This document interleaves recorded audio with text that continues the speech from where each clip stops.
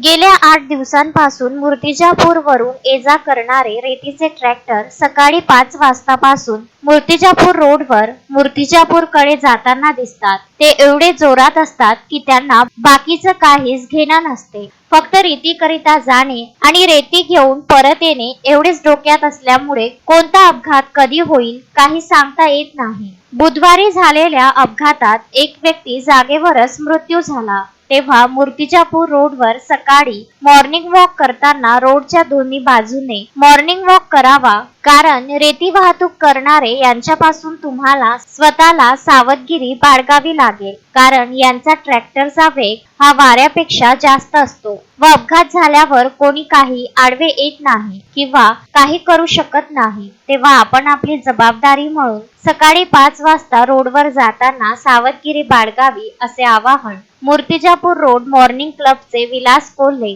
मनोज तायडे, गोकुळ गावंडे, गोपाल घाटे, मोहन बायस्कार, गजानन देशमुख, संतोष मिसाळ यांनी केले आहे। 5 ते 6 ट्रॅक्टर मालक व ड्रायव्हरला विनंती करण्यात येते की मूर्तिजापूर, दर्यापूर, अमरावती चौकापासून ते मूर्तिजापूर, गणेशपूर, गायवाडी मार्गापर्यंत मर्यादा सांभाळून ट्रॅक्टर चालवावे अशी विनंती करण्यात येत आहे। गजानन देशमुख, विदर्भ न्यूज, दर्यापूर।